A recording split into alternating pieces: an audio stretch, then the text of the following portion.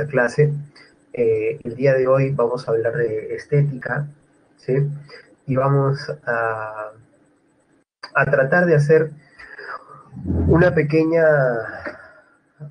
eh, síntesis de muchas ideas que se han dado a lo largo de la historia de la filosofía en torno a lo que es el arte, lo que es lo bello, obviamente, pero para eso tenemos que entender algunas cuestiones previas, ¿bien? Lo primero es en torno al término estética mismo, ¿no? Tendríamos que saber que hay una raíz, ¿no es cierto?, un origen de esta palabra, pero que en los griegos no era usada como la usamos hoy en día. De hecho, entre los griegos, el término estética, ¿sí? En el griego tenía que ver con principalmente la percepción, la sensibilidad misma, ¿no? Con estas vías sensoriales, digámoslo así, ¿no? Y más bien, ¿no es cierto? Y al igual que en los latinos, ¿no? Y más bien hay que esperar hasta la llegada de este señor que se llama Alexander Gottlieb Baumgarten, quien va a ser el primero en usar el término estética más o menos como la conocemos hoy en día. Porque lo que hará este señor es usar el término estética como un conocimiento sensorial, hasta ahí muy griego, podríamos decirlo así, el conocimiento sensorial, pero que es el que crea lo bello. Entonces, ¿qué es lo que hace Baumgarten? Hace la conexión entre lo sensorial y lo bello. ¿Bien? Esta es una primera ocasión donde se va a dar tal concepción de la estética. Y vamos a ver que, bueno, históricamente quien un poco casi contemporáneo de él también, ¿no? Y que sigue esta línea va a ser Immanuel Kant, ¿no? Pero como definición, vamos a decir que es una disciplina filosófica que estudia el arte, lo bello y las características de ambos, ¿no? ¿Cuál es la relación, por tanto, también del arte con lo bello? Donde se supone que el arte normalmente es entendido que es la expresión de lo bello, ¿no? Ahora, lo que vamos a ver es que hay una serie de problemáticas propias de esta disciplina filosófica. Y una de esas problemáticas es obviamente el problema de la belleza, cuando se considera algo bello, cuando no. Estos criterios son fijos o son más bien criterios que se van moviendo. ¿Existe algo así como el buen gusto? ¿Ustedes qué dicen? ¿Existe o no existe el buen gusto? Pensemos en una persona que viste de cierta manera, ¿no? Por ejemplo, les describo a alguien, ¿no? Alguien que usa camisa celeste, eh, que usa lentes o monturas de lentes de color rojo, un jean de color verde fosforescente y unas zapatillas eh, blancas, ¿no es cierto? Uno diría, profe, esa combinación de colores a mí no me va, ¿no? Entonces ahí uno puede hacer las Air Force One, ¿no? Las de Nike. Uno puede ahí hacer la apreciación de Jimena, ¿no? Quizás se trata de algo subjetivo, profesor. Y sí, podría ser, miren, ¿ah? ¿O es acaso que el buen gusto supera la subjetividad? Solamente que es un buen gusto que se termina deformando, ¿no? Eh, ¿Se califica o no se califica el buen gusto? ¿No? ¿Se puede generar criterios para hablar del buen gusto? Recordemos que generalmente en las sociedades, cuando se han dado relaciones de discriminación, y los grupos que han tenido mayor vinculación con el poder, ¿no? Los grupos o las clases sociales altas, si queremos verlo así, son los que normalmente se han apropiado de los criterios del buen gusto y han impuesto un buen gusto, ¿no? Haciendo que obviamente las clases inferiores queden como aquellas que son, que llevan el estandarte del mal gusto. Perdón.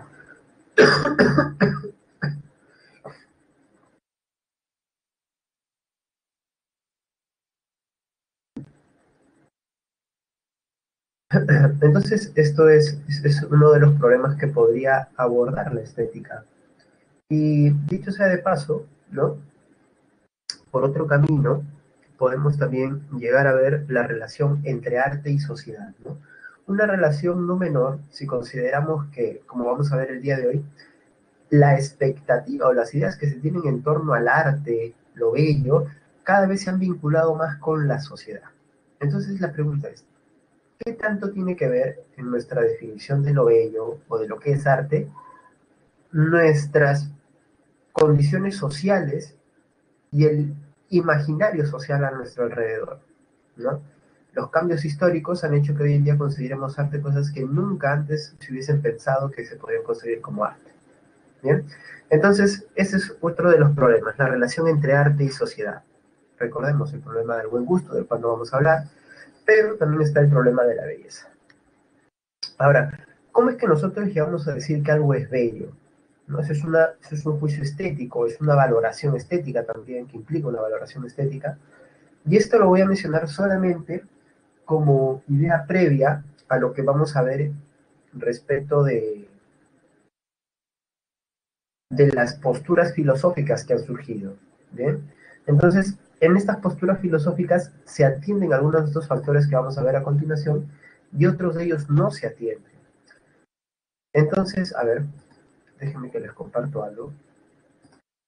Una circunstancia de nuestra vida en que llamamos algo bello, o como en este caso, bellísimo, y permítanme por favor que utilice este meme y que pueda de alguna manera disminuir su valor humorístico, ¿no? Es una buena pregunta también esta, ¿no? Si los memes son arte o no son arte, ¿no? Buena observación, David, ¿no? Siempre me ha sorprendido ese uso enrarecido del inglés. Bueno, eh,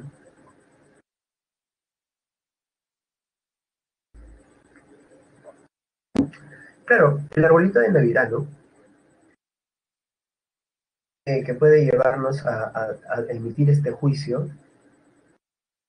La pregunta es ¿por qué lo hacemos? Cuando niños, quizás estamos pensando en los posibles regalos, o quizás estamos pensando que ya son un motivo de alegría futura, o quizás estamos pensando en el contexto o el ambiente familiar que vamos a vivir, que también es uno lleno de alegría para la mayoría de hogares al menos. Eh, o de pronto también podríamos pensar en que se trata de para las personas mayores, en algo más nostálgico, ¿no? Un recuerdo que aunque la infancia no haya sido muy feliz, de pronto es el recuerdo de un momento que se vivió, ¿no? Entonces la nostalgia a veces también cambia esas realidades del pasado, ¿no? Eh, entonces la pregunta que nos hacemos acá, ¿qué es lo que nos están revelando todos estos casos? Bueno, una conexión emocional, ¿no? La conexión emocional que existe para nuestra concepción de lo bello, vinculamos emociones, sentimientos incluso, ¿no? Entonces imagínate, que estás en una relación sumamente perjudicial, tóxica, como se suele decir hoy en día, terminas con esa persona y en el tiempo inmediato, ¿no es cierto?, puedes considerarlo muy negativo y agradeces al Jesus que hayas podido salir de esa relación. Pero conforme pasa el tiempo ya empiezas a recordar las cosas bonitas que también se vivieron ahí y de pronto el recuerdo hace que cambie ese sentimiento que tú tuviste al momento de terminar la relación. Entonces, ¿qué es lo que estamos viendo? Que las emociones también tienen que ver con los aspectos racionales como la memoria, pero también con los juicios, ¿no? Porque cuando conforme vamos avanzando decimos, bueno, de repente en ese momento lo vi todo blanco y negro y quizás no era así, ¿no? Entonces viene un proceso de análisis, de reparación intelectual, si quieres verlo, pero ahí está. O sea, ingresan factores, mira, no solo los sentimientos y las emociones, sino también los factores racionales. Ahora, si por una cuestión social te ves involucrado en una manera de pensar que concibes a toda expareja como alguien dañino, peligroso, destructivo, destructiva, entonces en ese caso vas a terminar teniendo una concepción pues siempre negativa de ese pasado, ¿no? Miren, ahí tenemos pues las opciones, ¿no? Entonces también se involucran los factores sociales y ahora, ¿a cuál de estos factores le dieron fuerza a los filósofos? Bueno, solo para terminar, y a propósito de la hora, ¿ustedes consideran que esto también es bellísimo? Miren que he escogido una foto así no muy maleada, ¿no? Así suave nomás. La foto no es tan hermosa. Ariana, ¿qué ha pasado? ¿No has tomado desayuno? Una delicia, ¿no es cierto? Una delicia, el pollito a la brasa. ¿Qué cosas tenemos acá, no? ¿Ustedes qué creen?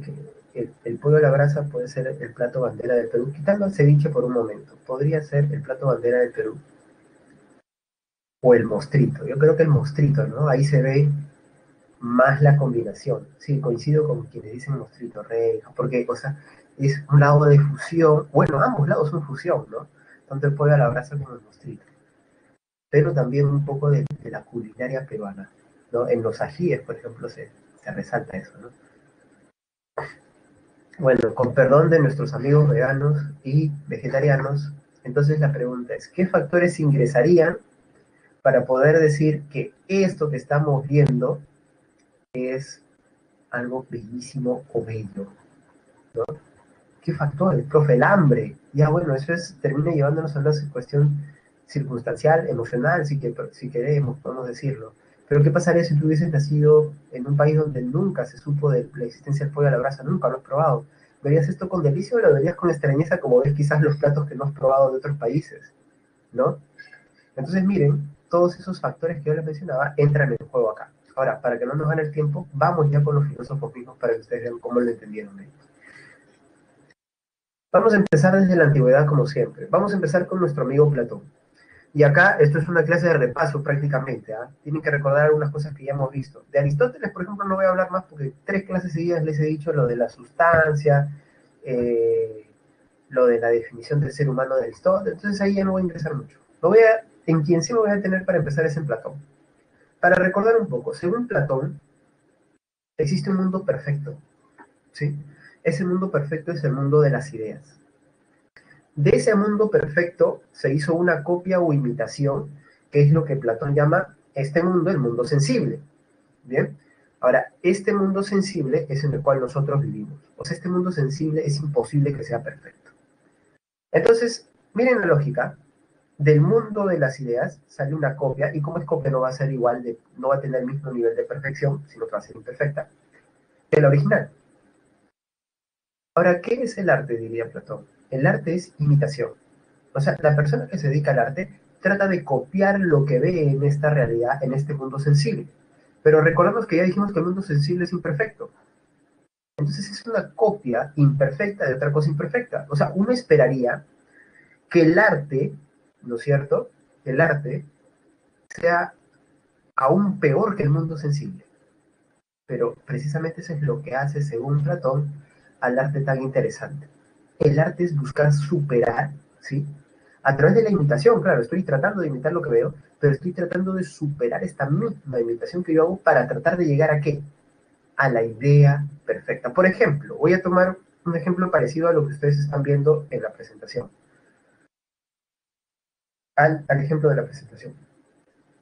Por ejemplo, yo le tomo una foto a, a un rosedal, ¿sí? A un rosal. Y este conjunto de rosas me parece hermoso, yo le tomo la foto y le muestro a alguien la foto y me dice, muy hermoso, ¿no es cierto? Ya. Ahora, según Platón, ¿qué es lo que sucedería? Este rosedal, por muy bonito que parezca, aún así es imperfecto porque está en este mundo sencillo. Existe una idea de rosa o de rosas, ¿sí? Entendido por la flor, en el mundo de las ideas que sí es perfecto y que sí es finalmente bello. Ahora, ¿qué es lo que hace el artista? El artista lo que trata de hacer es hacer que esta imitación sea más potente, porque hay un tratar de conseguir algo bello.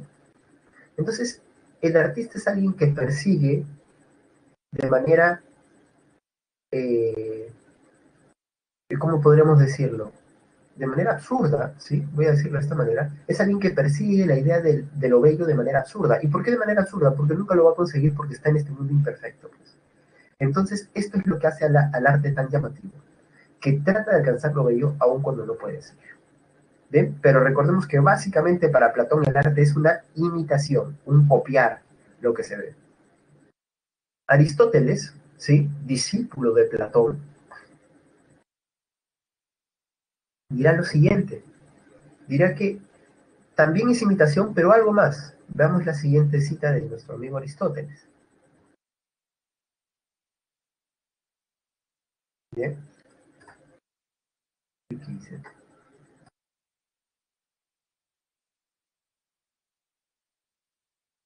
Ahí está. ¿Qué dice Aristóteles? Dice, el arte es un tipo de conocimiento superior a la experiencia. Ojo, tipo de conocimiento, dice. No es solamente contemplación, es conocimiento. superior a la experiencia. ¿Esto qué quiere decir? Quiere decir que no es solamente experimentar algo, verlo, sentirlo, tocarlo, es superior, en tanto que ya lo puedo procesar racionalmente. En parte, dice, completa lo que la naturaleza no puede elaborar y en parte imita la naturaleza. Reconoce lo que dice su maestro Platón.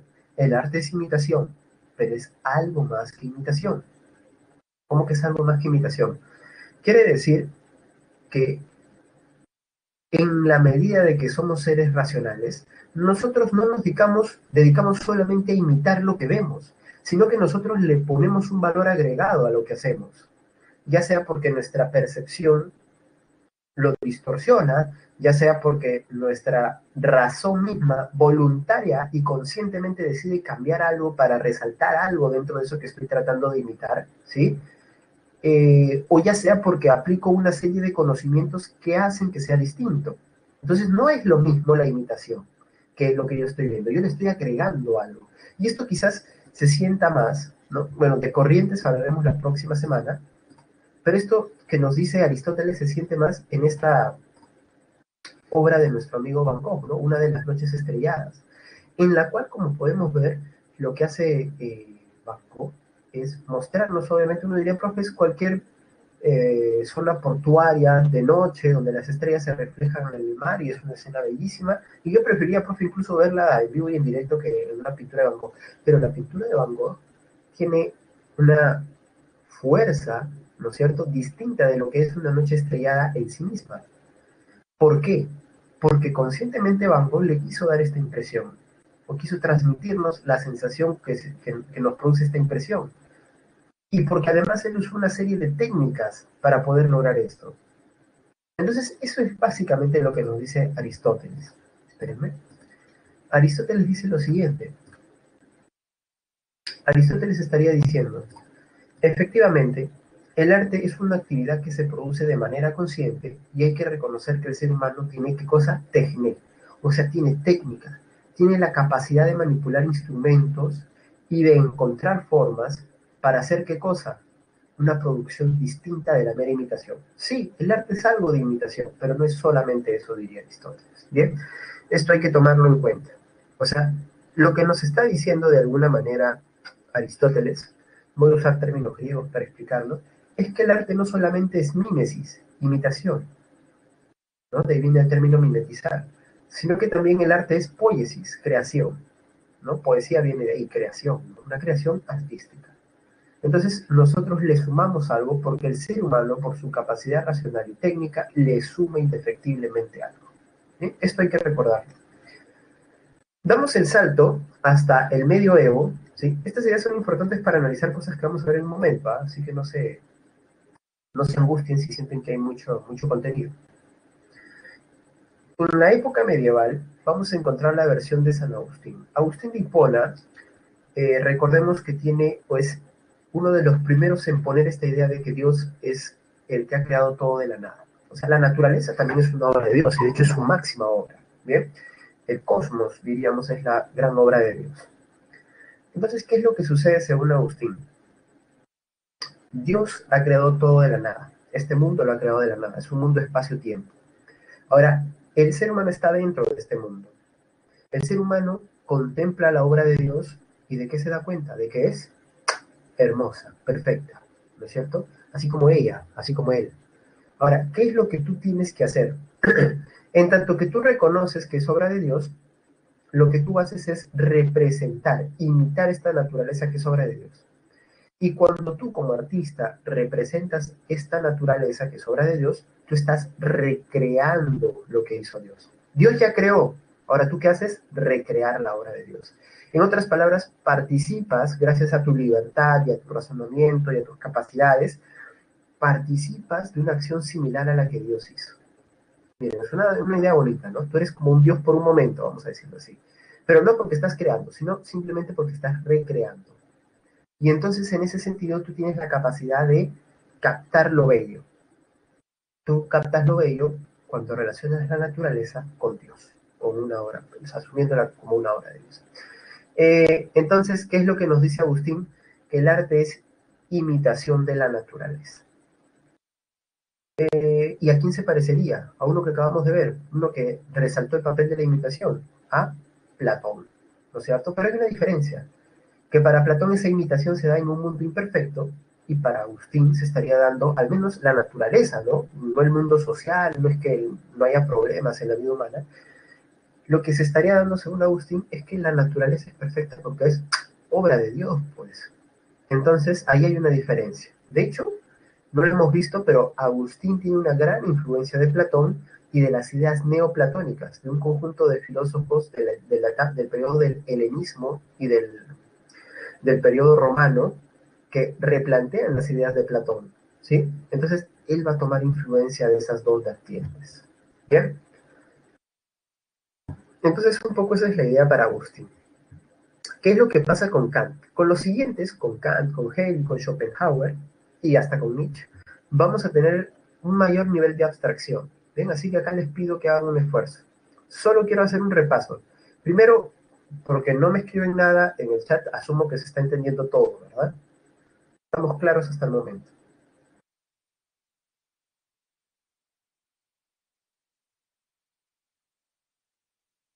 Chicos, ya se han ido a pedir su pollito a la brasa, ¿qué ha pasado?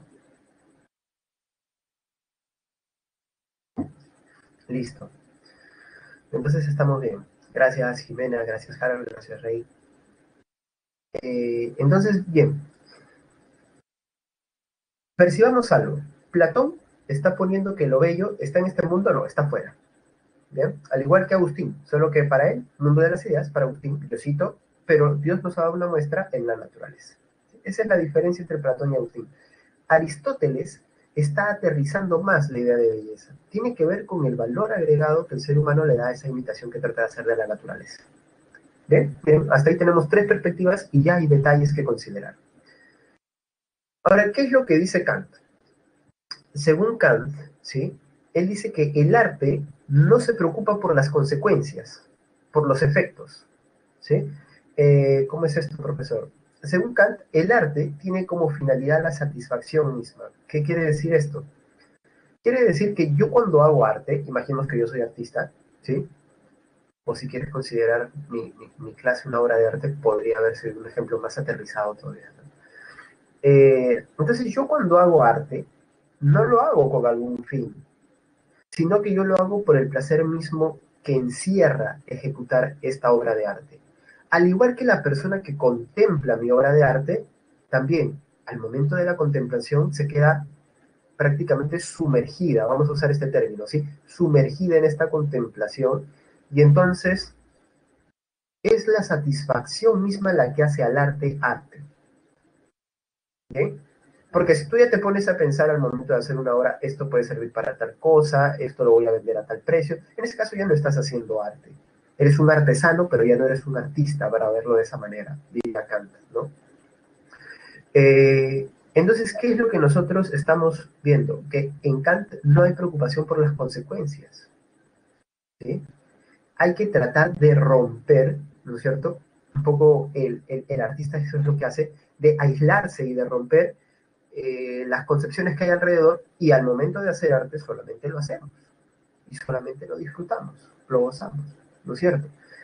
El ejemplo que se pone acá dice, cuando un músico compone una canción inspirada en una situación, solo porque siente que debe hacerlo y no está pensando en la fama que puede lograr, ahí está, no estoy pensando en las consecuencias. Se parece un poco a su planteamiento ético, ¿no? Haz las cosas porque debes hacerlas y no porque estás pensando en las consecuencias. De la misma manera sucede en el arte, pero el arte te abstrae, pues, o sea, ya no capta solamente tu razón, sino también tus sentidos, y principalmente tus sentidos, dice Kant. Entonces es por eso que él va a considerar también formas de arte, o formas de belleza, sería más preciso decirlo, ¿no? Esto que estamos viendo en pantalla. Kant diría, ¿no es cierto?, que este valle natural es una belleza libre, o sea, no ha sido creada, es una belleza que está ahí, pero que es una belleza que es precisamente así porque no tiene fin. O sea, no se la puede utilizar. ¿Cómo que no se la puede utilizar, profe? Yo voy, corto los árboles y hago, no sé, pues, mi bicicleta de madera, de bambú, o de repente hago mi mesa, o hago papel higiénico, ¿no es cierto? bueno, puede ser, pero ahí tú no estás hablando de todo el paisaje, estamos hablando de que has usado algún elemento del paisaje, pero ojo, ahí ya no hay finalidad artística, porque tú no estás en este sumergirse en la contemplación, y el arte requiere de eso, ¿ves? Para que te pueda generar alguna emoción, algún sentimiento precisamente. Entonces, si ustedes se dan cuenta, lo que dice Kant es muy oportuno, ¿no? O sea, el arte tiene este componente de abstraerse, ¿bien? Y, a ver, bueno, por el momento lo vamos a dejar acá, a Kant, al menos a Kant. ¿Sí? Pero recuerden esta idea, porque vamos a volver a ver algo más sobre Kant en un momento. Cuando entramos ya a la etapa contemporánea, ya vemos que algunas cosas cambian. De hecho, este señor, Georg Wilhelm Friedrich Hegel, ¿no es cierto?, nos va a decir lo siguiente. Antes que nada, hay que recordar algo de Hegel, de repente lo han olvidado. Hegel consideraba que todo es uno. O sea, solo existe una sola sustancia, que es el espíritu absoluto. Ahora, ¿por qué esta sustancia toma diversas formas? Material, espiritual y demás. Es por un proceso dialéctico, dice él, porque las cosas se empiezan a negar a sí mismas. Entonces, este espíritu original, ¿sí?, se negó a sí mismo y se volvió materia. La materia se negó a sí misma y apareció el espíritu humano. Y ahora el espíritu humano se niega a sí mismo y supera su materialidad, ¿no es cierto?, y busca conectarse con el espíritu absoluto. O sea, el origen de todo. Si tú quieres, puedes verlo como Diosito, ¿ah?, aunque Hegel no lo dice. Ahora, la pregunta es, ¿cómo es que nos reconectamos el espíritu humano con el espíritu absoluto, con el todo? Y ahí están los tres caminos que propone Hegel. El primer camino es a través de las palabras, del razonamiento, y ese camino es el de la filosofía. Pero también está el camino de la religión, que es un camino que usa a veces las palabras, pero en un sentido muy distinto al racional, que tiene que ver con la fe. Y luego está el camino del arte. Un camino que tiene que ver tanto con los sentidos como con la razón. Entonces, ¿qué es el arte? Él dirá que el arte es una expresión, un acercarse al espíritu absoluto. La estética en ese sentido, ¿qué cosa es? La belleza artística en relación con la belleza del espíritu. ¿Bien? Ver cómo se relaciona. Entonces, ¿qué es lo que me está diciendo finalmente Hegel? Hegel me está diciendo que si el arte es, o lo bello, mejor dicho, es ver cómo expresar eso que yo estoy viendo, el espíritu absoluto, y acercar a los demás, o darles un pequeño vistazo, una pequeña experiencia del espíritu absoluto, porque yo tengo la posibilidad de entrar en contacto. Entonces el artista, ¿qué cosa? Es difícil, perdón, es diferente de los demás, y es difícil que los demás puedan hacer lo que él está haciendo. El artista en ese sentido es alguien diferente, el distinto en un sentido de que es especial, de que es un dotado, ¿sí? Porque él ha tenido la capacidad de acercarse más que cualquier otro a el espíritu absoluto, a la belleza del espíritu absoluto. Y es por eso que el artista tiene la bondad de hacer arte, porque te está mostrando parte del espíritu absoluto, ¿sí? Claro, en lo que me dice Rey, ¿sería difícil de imitar el artista? Sí, sí. Y el artista, ojo, acá para no confundirnos, el artista no es que esté imitando al espíritu absoluto, ¿eh? Con eso no hay que confundirlo. Lo que sí estoy diciendo es que el artista está tratando de expresar de alguna manera ese espíritu absoluto, ¿no? ¿Cómo lo hace? Por ejemplo, veamos el caso, si un guitarrista yacuchano expresa el espíritu en su sentir y su técnica mediante las melodías que toca. O sea, esta melodía que a mí me resulta melancólica, como en la mayoría de las canciones de guitarra yacuchana, está expresando un sentimiento más profundo, algo que me conecta ¿con qué? Con el espíritu absoluto. Uno diría, no, profesor, el espíritu de este pueblo. Ya, pero el espíritu de este pueblo también es un espíritu que pertenece a la humanidad y por tanto la humanidad pertenece a todo, al todo, según Hegel, al espíritu absoluto y por tanto ahí está la relación, ¿no? Esa es un poco la idea de Hegel, un poco abstracta, ¿no es cierto?, para entender el arte y demás, pero una idea válida dentro de la discusión, digo, ¿no? No quiero decir que es la que yo estoy asumiendo, la que habría que asumir. Ahora, llegamos a Arthur Schopenhauer, contemporáneo de Hegel y también uno de los que, con los cuales más entró en polémica, sobre todo es una polémica biográfica, ¿no? Quizás no tanto a nivel de ideas. Bueno, el asunto es que dicen que habían ahí conflictos entre ellos porque trabajaron en la misma universidad, ¿no? Durante algún tiempo. Y el caso es que Schopenhauer eh, va a realizar, sí es cierto, una clasificación de las artes y va a poner una jerarquía diciendo que esta arte expresa mejor algo. Schopenhauer tomará para crear su teoría ontológica, ¿sí? Muchas ideas de nuestro amigo Kant. Y donde Kant había puesto la cosa en sí, esa cosa que se oculta, ¿sí? Y que de alguna manera es el misterio de todas las cosas, Schopenhauer va a poner la voluntad. Y él va a decir que esa voluntad que está en todo y sobre todo se expresa en los seres humanos, ¿no es cierto? Esa voluntad es la cosa en sí. Y esa voluntad es la que hace que el mundo se mueva. Ahora, ¿qué es lo que sucede según Schopenhauer? Según él, el arte es una forma de conocimiento privilegiado, ¿sí? Y acá miren lo que va a decir en consonancia con lo que había dicho Kant. Y en ese sentido es una contemplación desinteresada de las ideas. ¿Qué quiere decir esto, profesor? Quiere decir que, nuevamente, el artista y el que contempla el arte, o sea, los dos lados del fenómeno artístico, cuando se acercan, no están contemplando ideas, pero de manera desinteresada. No están pensando en las consecuencias, en buscar la fama, en obtener dinero, no, nada de eso. Eso está totalmente al margen. El arte es así de puro. Ahora, según Schopenhauer, si el arte es una expresión de ideas y por tanto también una expresión de la voluntad general, esa cosa que se mueve detrás de todos los objetos, elementos, sujetos de la realidad, entonces hay maneras en las cuales esta voluntad se expresa mejor. Y según Schopenhauer, es la música ahí donde se expresa mejor, ¿no? Es por eso que él dirá que la música es la máxima expresión de la voluntad, ¿bien? Eh, entonces, a ver, les pongo un ejemplo, ¿bien? Vamos a verlo. Ahí está. Vamos a tratar de compartir un video. ¿Vale? Atentos, ¿ah? Para que puedan captar. Si no escuchamos música clásica, no hay problema. Esta es una canción súper chévere y fácil de escuchar. Y solamente voy a poner partecitas, no es mucho más larga. Listo. Miren, escuchen los cambios que van a ver, ¿eh?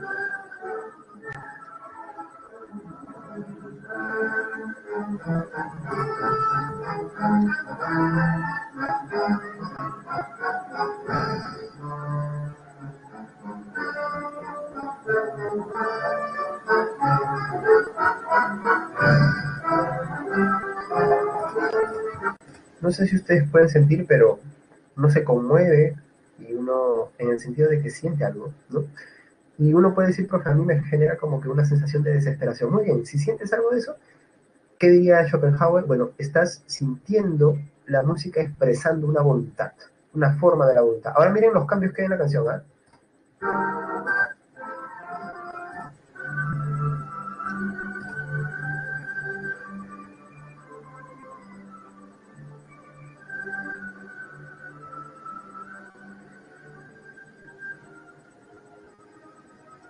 Ya más calmado, ¿no es cierto? Bien, ya más relajante, sí, bien, bien, Maricelo. Sí, como que va más calmado esto, ¿no? Ahora, miren, o sea, es una sola pieza musical, ¿sí? Y es más, es básicamente una serie de movimientos, ¿no? Así se le dice dentro del mundo de la música clásica, una serie de movimientos, pero una sola pieza musical, la obertura 18-12 de Tchaikovsky. Ahora, sientan ustedes esta última parte, ¿no? Miren, miren el cambio de esa parte tranquila a esta.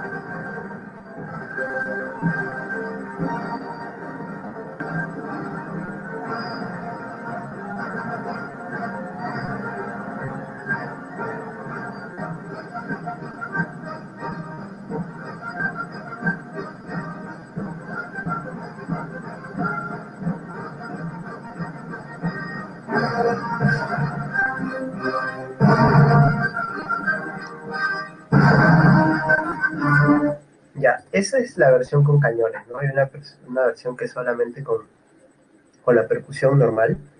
Y ya, ahí está. Bien, bien, Giancarlo, lo percibiste. Entonces, esa música que nos suena patriótica, ¿no? Fue considerada en verdad la expresión de la exaltación de la voluntad humana en su momento. Y es una lectura muy de Schopenhauer, ¿no? El sentir esos cambios en el ánimo es sentir básicamente cómo la voluntad también cambia y se dirige hacia distintos destinos. Entonces, sí, es por eso que yo hacía énfasis en esto del cambio, ¿no? El cambio marca cómo la voluntad se expresa de distintas maneras, según Schopenhauer. ¿Bien? Muy bien, eso respecto de Schopenhauer. Ahora pasemos a Nietzsche, probablemente uno de los que más atraiga y que más va a atraer también por las ideas que va a dar. ¿Qué es lo que dice Nietzsche? Nietzsche piensa lo siguiente: existe un código de valores a nuestro alrededor. ¿Bien? Todos nacemos en este código de valores. Él particularmente va a criticar el código de valores de su época, que es un código hipócrita, según él. Ahora, estos valores, ¿no es cierto?, limitan al artista. El artista no se puede expresar libremente. Entonces, cuando el artista quiere hacer arte, ¿qué es lo que tiene que hacer? Liberarse de esos valores. Pero como esos valores se han aterrizado y se han cimentado en la razón, entonces lo que tú tienes que hacer es debilitar tu razón por un momento, entrar como en un trance, en una especie de éxtasis. Y no me refiero a la droga, aunque probablemente alguien la podría consumir para lograr ese punto, ¿no? O sea, ahí hay un parecido a Schopenhauer y a Kant, en tanto que el arte es un sumergirse en un estado. Pero miren lo que dice Nietzsche. Él dice que se trata ese trance de conectarse con lo dionisiaco. ¿Qué es lo dionisiaco? Es un estado de embriaguez donde tú te olvidas de esas valoraciones alrededor de los tabúes y demás. Entonces ahí tú te conectas con lo pasional, lo instintivo y ¡plá! Se libera el arte, lo bello, ¿no es cierto? Entonces, para su época y para sus planteamientos, el arte implica un romper valores que han sido instalados y cambiar por otro tipo de valores, los valores puros y naturales del ser humano, los valores instintivos, diríamos, lo dionisiaco que él llama, ¿no? Entonces, si tienes que valerte para romper con esas estamentos sociales y morales que se te han impuesto, para eso tienes que valerte, no sé, de cualquier herramienta que te permite llegar a ese estado de conciencia, pues hazlo, ¿no? ¿Cuáles pueden ser esas herramientas? Desde los poetas que ven en Nicole dicen que así escriben mejor, desde los que usan estupefacientes para liberarse, de los que hablan de una condición de conciencia, un estado de conciencia superior logrado fuera de estupefacientes, como podría ser, no sé, con la hipnosis, ¿no? E incluso podría verse el sufrimiento, que muchos dicen que los grandes artistas han sido gente que ha sufrido mucho, ¿no es cierto? Y ahí el ejemplo de Cervantes también, ¿no? Que escribió prácticamente su obra magna en prisión, ¿no? Entonces el sufrimiento es parte clave, la soledad para otros, pero cambia la conciencia, altera la conciencia. Quien ha estudiado más un poco esto, pero relacionado con los estupefacientes, es el escritor de esta distopía o novela distópica, Un Mundo Feliz, ¿no? Nuestro amigo Aldous Huxley, quien tiene un ensayo que se llama Las Puertas de la Percepción. Y él, tras una experiencia con mescalina, escribe este ensayo y él habla de cómo su percepción cambió totalmente durante el momento en que estuvo bajo los efectos de este estupefaciente. ¿Qué es lo que él dice? Los artistas viven en este estado de conciencia alterada que nosotros solamente podemos acceder a través de eh, pequeñas dosis de algún estupefaciente, que en su caso fue el ácido lisérgico, ¿no es cierto? Lo que hoy conocemos como LSD. Entonces, ¿qué es lo que se propone Huxley? Ver cómo podemos usar estos cambios de conciencia, no solamente para comprender el arte, sino también para comprender cuestiones ontológicas, morales y demás, ¿no? Ya él lo llevó por otro lado, ¿no? Un poco parecido a lo que hoy en día hacen algunas personas, ¿no es cierto?, que prueban ayahuasca para descubrir las verdades de su persona, su personalidad, su pasado, ¿no? O alcanzar nuevos niveles de conciencia. Bueno. Y bueno, por último tenemos la postura contemporánea de nuestro amigo Theodor Adorno, ¿no? Perteneciente a la escuela de Frankfurt, una escuela que asumió muchas de las ideas y consecuencias de las ideas eh, del marxismo y del psicoanálisis, lo que hará Adorno será lo siguiente. Él dirá que el arte no se puede definir, ni por sus orígenes. O sea, tú no puedes decir el arte, eh, esto es arte, o este arte expresa la belleza porque tal persona lo hizo, o lo hizo, lo hizo atendiendo a tales patrones. No, no, no. El arte no tiene un patrón fijo, no tiene una definición. Eh, de hecho, el arte es relativo a las sociedades en las cuales se da. ¿Bien? ¿Cómo que es relativo a las sociedades en las cuales se da? Pensemos en cómo hay valores a nuestro alrededor que dibujan que algo sea bello y que algo deje de serlo. Así antes, por ejemplo, hablando de la belleza de la figura humana, de repente una figura más robusta era considerada bella, pero hoy en día los patrones hablan de que no, ya no se considera así, al menos no para la mayoría de personas. Entonces la sociedad es la que de alguna manera define ello, diría Adorno. Eh, Entonces, el arte, ¿por qué se caracteriza? Dice Adorno, lo único que podemos decir del arte, que es prácticamente indefinible, es que el arte es emancipador y crítico. O sea, el arte te libera de lo que tú puedes estar concibiendo y el arte en ese sentido es frontal, porque se pone en contra de los valores que están establecidos. ¿Bien? Un poco al estilo de Nietzsche. Pero solamente que hay una diferencia. Adorno, y una importante diferencia, no considera que ese acceder al arte sea completamente irracional, pasional, instintivo, no. Ahí también ingresan qué cosa? Ingresan ciertos patrones racionales. Si no, no sería crítico, pues. Es decir, el artista escoge qué es lo que va a criticar y en base a eso ejerce su labor artística. Entonces, el arte depende de la sociedad y de los valores que ésta tiene y en base a ello se dará un enfrentamiento del nuevo con el viejo arte. Y esto se percibe un poco con los clásicos movimientos o ismos que se ven uno como oposición de otro, ¿no? Depende mucho de la sociedad. Entonces, un artista que asume un compromiso social al momento de ejercer su obra puede ser una expresión de esto que nos está diciendo nuestro amigo Adorno, ¿no? Y bueno, hoy en día no consideramos artes cosas que antes no se hubiesen considerado arte y no consideramos arte cosas que antes sí se consideraban arte, ¿no? Entonces, por ejemplo, si bien antes a ninguna persona le hubiese conmovido esta pintura, permítanme, si antes a ninguna persona le hubiese conmovido esa pintura de Pollock, hoy en día vemos que ya hay algunos a los cuales les podría conmover, ¿no es cierto?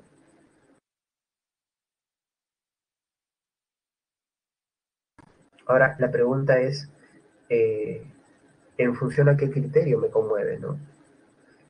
Bueno, ahí hay otro tipo de ensayos, como los de Ortega y Gasset, y su famoso ensayo en torno a la deshumanización de la obra del arte, ¿no?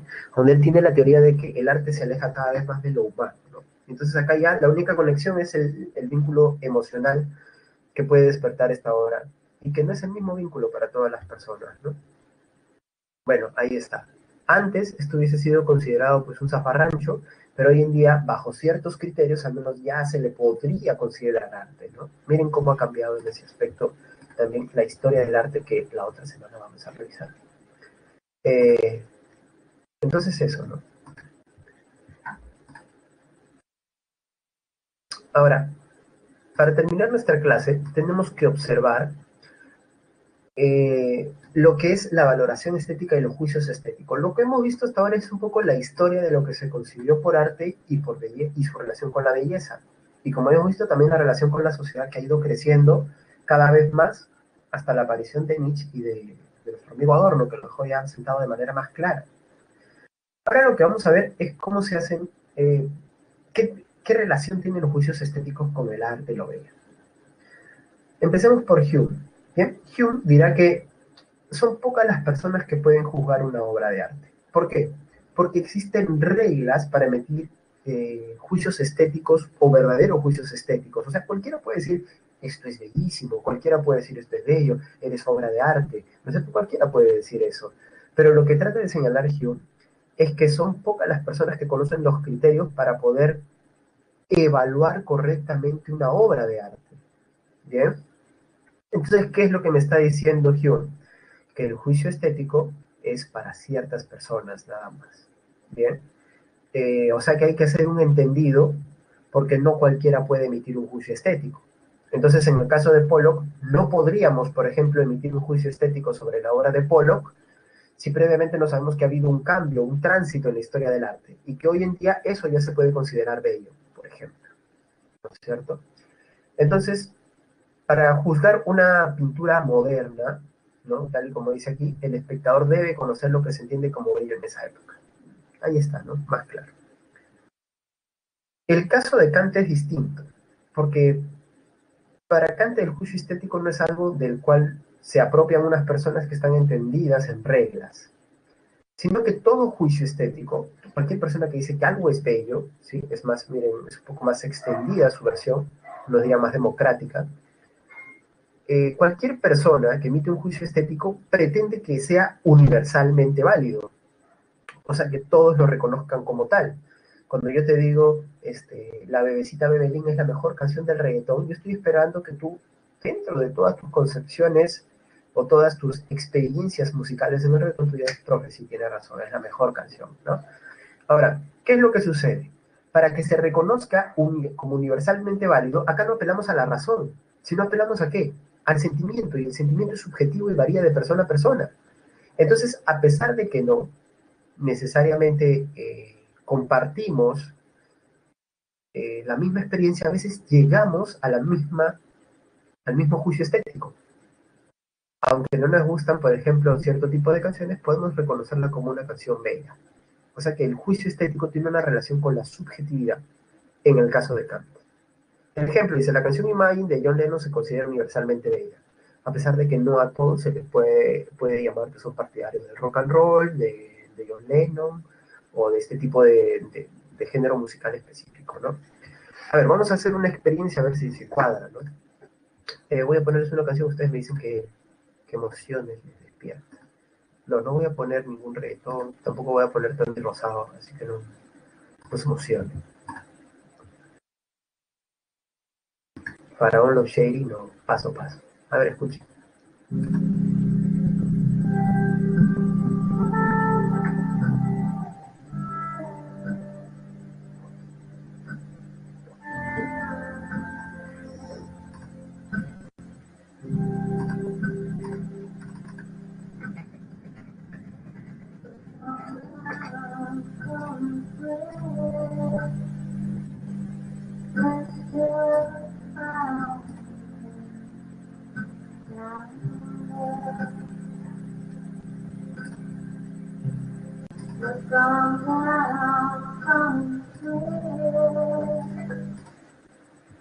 ¿Qué tal? Ahí está, ¿no? Un poco de que puede despertar eso.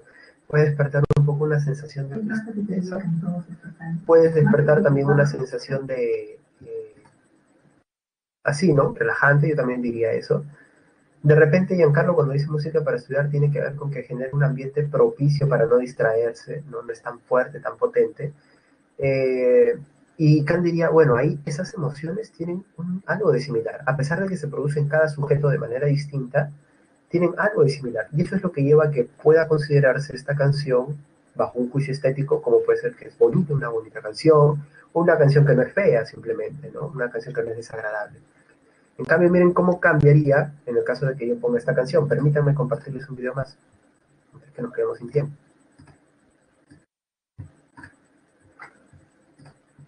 A ver, ya que lo pidieron, a pedido del público.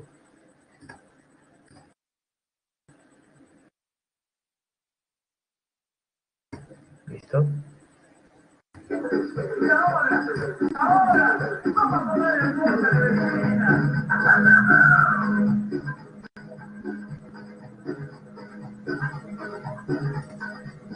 Listo, ahí nomás, para que no se me emocionen mucho. ¿Cómo que saca las cajas, Jaro? Bien, entonces esa es un poco la idea de Kant. Esto que nos despierta una emoción distinta es algo subjetivo, pero que guarda relación con un juicio estético mayor. ¿Cuál sería el juicio estético mayor, profe? Más allá de que sea, no sé, esto, aquello, que me produzca, ahí está, sed, como dice Valeria o Harold, ¿no es cierto? Porque para algunos sea motivo de risa, igual termina llevándonos a un juicio estético que es, profe, es una canción divertida después de todo, ¿no? Una canción patonear, profe, ahí está, ya, se acabó el mundo. Entonces, un poco que hay que tomar en cuenta estos detalles para entender la perspectiva de Kant. Y por último, tenemos la perspectiva de Walter Benjamin, ¿sí? este teórico también de la Escuela de Frankfurt, ¿no es cierto?, va a decir lo siguiente: el juicio estético, miren la diferencia, se relaciona con el valor de uso y el valor de cambio que se le puede dar a la obra de arte. Por ejemplo, yo puedo decir que esta obra es bella, pero será más bella una vez que fallezca su autor, porque alcanzará un mayor valor económico. O sea, está asumiendo lo que decía Adorno, hay una relación con la sociedad, pero también está agregando el factor económico que tiene toda obra de arte. ¿Sí? Miren, es un detalle no menor lo que nos está dando Benjamin. Entonces, es interesante, ¿no es cierto? O sería interesante pues también percibir que cuando nosotros accedemos al arte, también hay un valor económico detrás. No siempre tiene que ver con dinero, ¿eh? El valor económico también se mueve en cuanto a funcionalidad. Entonces, por ejemplo, o valor de estatus social, por ejemplo, ¿no? Si yo compro una estatuilla carísima, ¿no es cierto?, de un artista que recién está sacando esta línea de estatuillas, digamos que es un modelo único, ¿no es cierto?, no es hecho en serie y demás, eh, entonces ahí tenemos, ¿no es cierto?, una expresión de que yo al adquirirla y ponerla en mi sala y que las personas la vean cuando ingresan a mi sala de estar o a mi sala de recepción para recibir visitas, quiero que se hagan una idea de lo que yo quiero transmitir sobre mi persona, sobre mi estatus económico y demás. Entonces, el arte nunca es ajeno a esto, dice Benjamin, y el juicio estético menos. Cuando tú emites un juicio estético, estás pensando en la funcionalidad que tiene determinada pieza u obra de arte. ¿Bien? Chicos, nos queda un minuto para atender, o 2 minutos para atender dudas, cuestiones y demás. O de repente recomendaciones musicales, amorosas, no, mentira, eso no. Mientras tanto, chicos, por favor, respóndanme a la encuesta docente. Ya saben, la A es de que les encantó la clase y la música que puse. La B sería de bien profe, pero no debió mostrar el pollo a la brasa. La C de caramba, creo que eh, ni siquiera debió poner música, profe, ni imágenes tan peculiares, porque me han dañado mi día. Pero ahí están las claves, ¿sí? Y la D y la E simplemente ya me está mandando al tacho. ¿Listo? ¿Cómo que ponga soy guapo? Ah, ¿quieres que ponga Fabricio es guapo? Eso es lo que yo entiendo.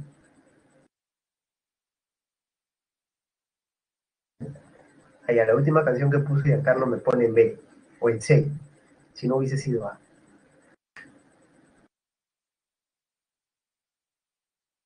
Ah, hay una canción que se llama Soy guapo, creo que es de Faraón, no sean malos, pues. ¿Cómo voy a poner esa canción? A mí no me hables de eso. Ese es bueno, Fabricio. ¿Ah?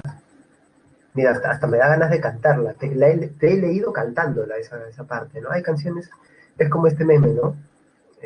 Mi psicólogo, las imágenes no tienen sonido y de pronto, pum, aparece una imagen y la conectas con un sonido, ¿no? Y así te he leído yo, ¿no? Igual que lo que dice Ciro, ¿no?